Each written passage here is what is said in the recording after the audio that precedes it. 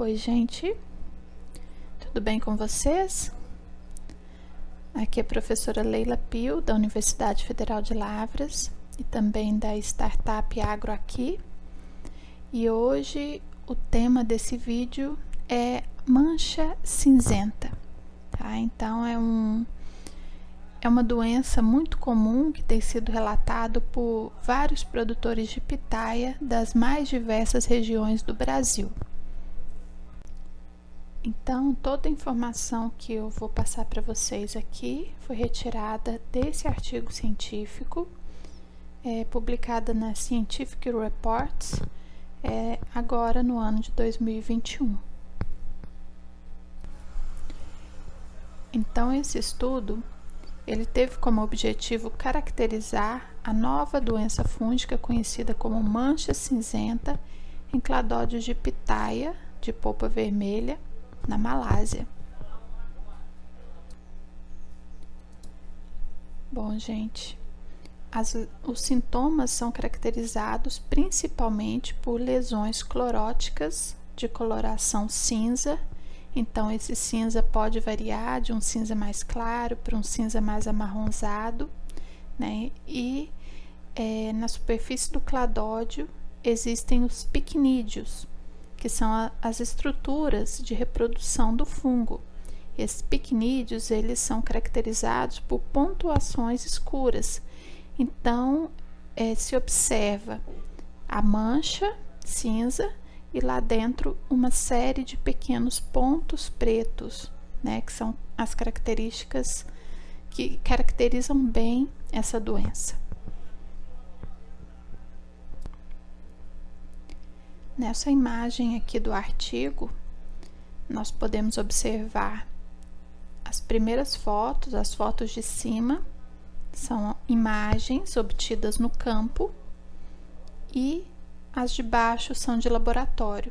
Então, isso aqui foi um teste de patogenicidade.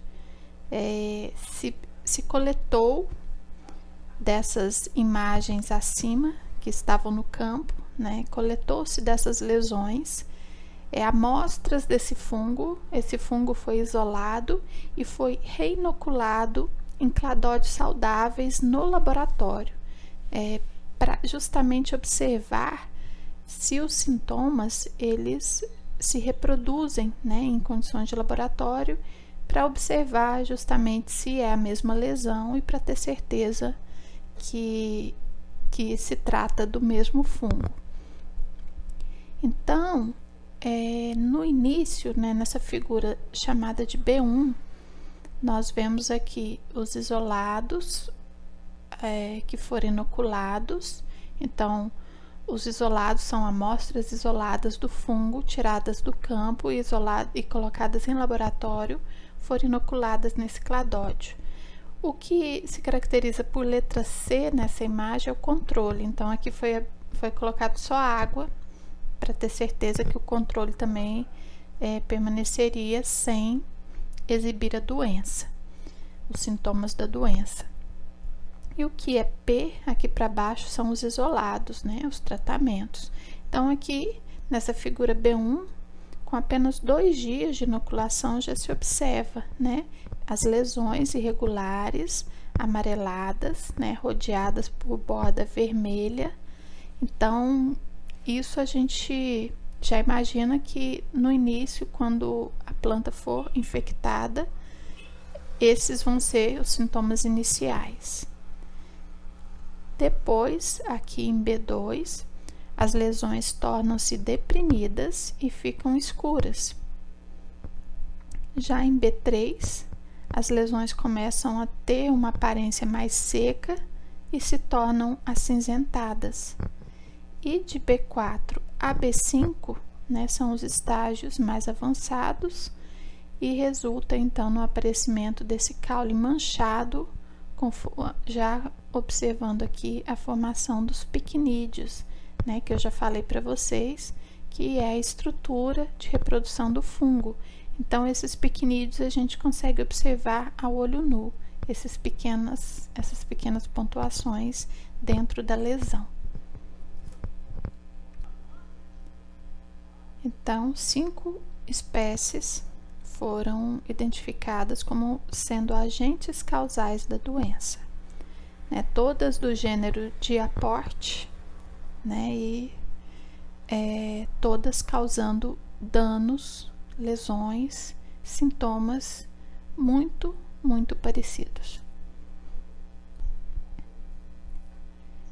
Então, gente, esse fungo, né, denominado Diaporte, ele não é exclusivo da pitaia, não. Ele causa doenças em muitas outras espécies de plantas, tá? Então, vários estudos relatam que esse gênero é responsável por múltiplas doenças, né, que causam muitas vezes morte da planta.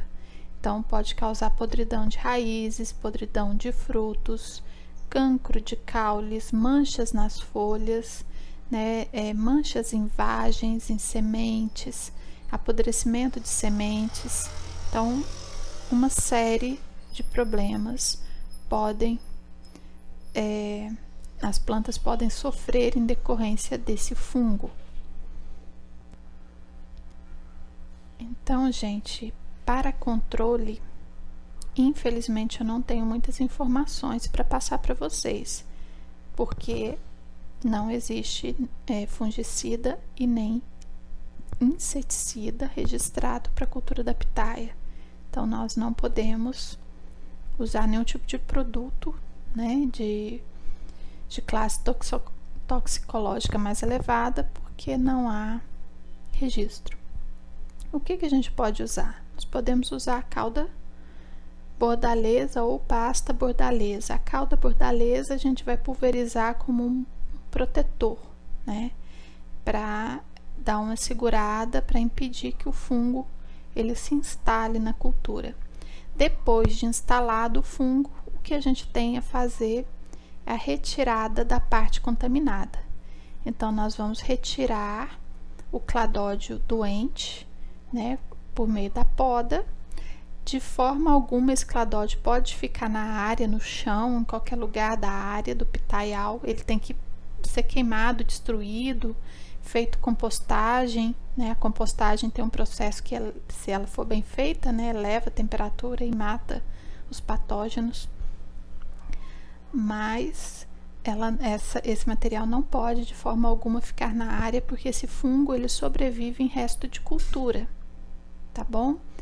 E a pasta bordaleza, que é a cauda bordaleza mais concentrada, ela fica mais pastosa, ela pode ser usada nos ferimentos.